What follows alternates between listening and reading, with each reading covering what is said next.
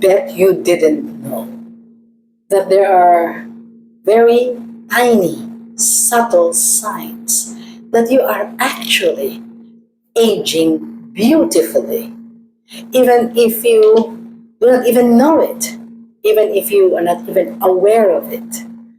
Remember my fascinating Renaissance friends I told you in the last, I think the fifth, the last five episodes. I was actually living my resonance life, and I'm not even aware that I was doing it, and I was even complaining that how come I wasn't getting to be productive in those, in that 1 week that I had to rest. Well, you'll find out. All right. Welcome then to episode 212. And this is your co-sojourner in navigating the autumn of life in this beautiful channel, my season of life that I have launched in 2024 for you wonderful people 60 years and beyond, and giving you a new vision of what the second half of life can really be. It's not doing less. It's not being less, but actually being more in a different, unique sort of way.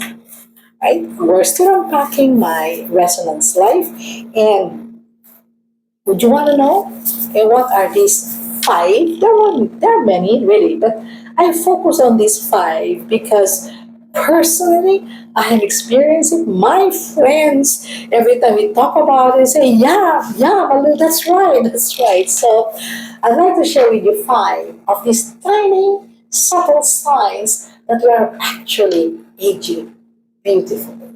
All right, and then maybe you can tell me what has been your experience.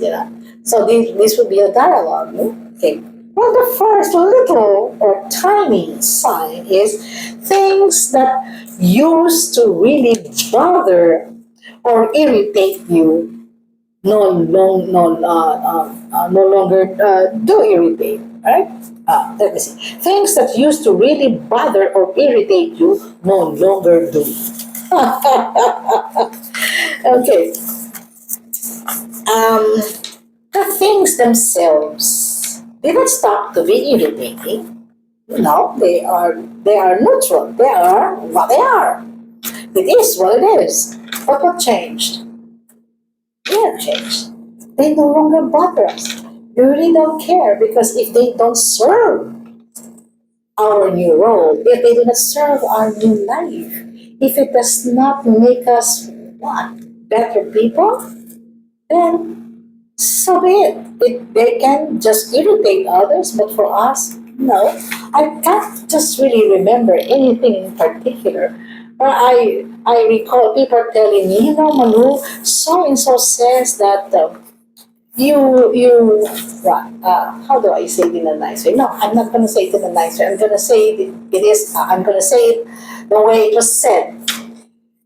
I have this friend who says that she wants to be friends with you because she has heard that you are a life coach, etc., etc. But you always intimidate her. I said what? Okay, two words. Always. Nothing is really always, huh? Okay, but then said always intimidate. You intimidate her. So it's my fault. I actually willingly, willfully, okay, directly, intentionally, whatever you call it, intimidate her because that's what the statement says. She wants to be friends with me, but I always intimidate her. She didn't say I seem intimidating, but just putting the what? The fault on me that I intimidate her. Says, can you make some little adjustments? So what do you mean? Okay, can you change a little bit? I said, you want me to change who I am? You want me to be who I'm not? Is that what you're asking me? Well, she couldn't say anything. I says, okay. I will not change who I am, regardless of how people see me. I'll give you 3 points and a bottom line. I think I said this before in one of the episodes. Okay, I don't remember, but if I did, I'd repeat it. Okay. First, the issue is not about me. This is who I am. This is my personality. If she is intimidated, the issue is her, not me. Okay. Point number two, even if I, for the sake of argument, hypothetically, because I want to, hypothetically, even if I do change, for her to feel comfortable with me, she will not magically, okay, do that. Because the issue is not me, it's her. Okay? Third point, okay, life is too short. I do not want to be involved in the drama of other people. Life is too short. I want every precious moment, left, okay, left for me to live on this planet. I just wanted, to help people, to encourage people. I don't want drama. Bottom line, I said, I will live life according to my own terms and not on someone else's. Okay? You tell her to approach me, even if she's afraid. You tell her I'm not actually intimidating her. It's her feelings. Okay? And what, Malu, if you try and talk to her yourself? I said, how do I know she wants to talk to me? How? I mean, if we are maybe, we bump into each other and I'll offer her tea, I'll offer her coffee, and I say, hi, how are you, kind of stuff. And then maybe I'll do that, but I'm staying here and she's staying there and she's looking at me. I don't even know what that means. I'm not going to do that. Right? It doesn't bother me anymore if people tell me that. Okay? Alright. Okay, see. All right, let's go to the second one. Okay, let me see. What's the second? What's the second tiny sign? You no longer feel the need to follow the crowd. You now focus on creative individualism and being authentic. Well, as far as I can remember, I'm not really. I've always been a nonconformist, but I guess this is true. I no longer feel the need to follow the crowd, even in fashion. My couturier describes me as the classic dresser. Classic, which means, like, for instance, this, black turtleneck and all of that. My clothes are classic, fine lines. I don't go for trendy. And I don't go also for color of the season. If the color of the season happens to be happens to be purple, which is my favorite color, voila, then I say I'm lucky. If it happens to be black, then the more I'm happy because black is my favorite color. It's obvious, right? If it's green, then excuse me. If it's green, then if there's a nice shade of green, yeah, I'm not going to fill my wardrobe, with green stuff because it's the color of the season, right? So, yeah, that's the second one.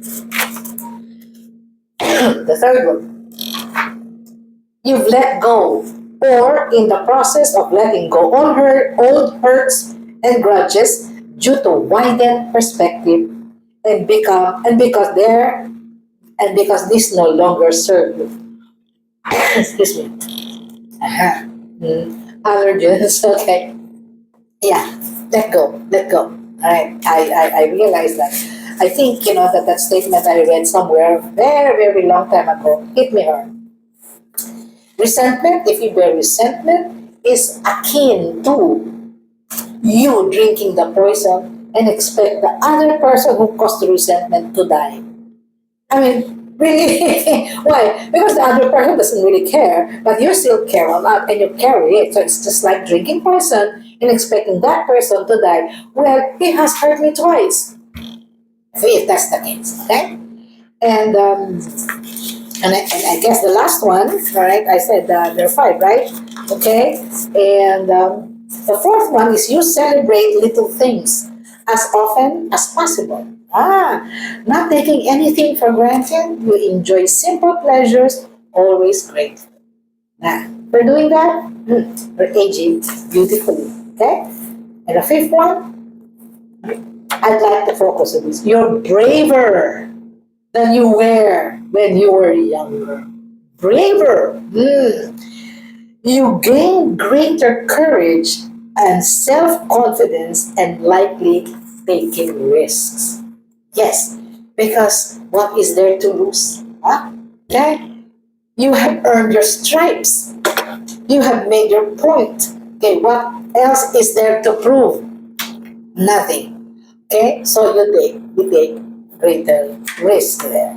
Okay, so there you have it, my fascinating Renaissance friends. The five tiny, subtle signs that we are all aging beautifully. Okay, are you this? You tell me, and if you have some more experience about it, then tell me. Let's do the dialogue. Okay? Now, don't forget to like and subscribe so that you will get a notice, a notification, because we upload two new episodes every week. We upload Tuesday, we upload Friday, and in our directory you will have the playlist of all 200 plus episodes that we have prepared for you. Okay, until then, goodbye.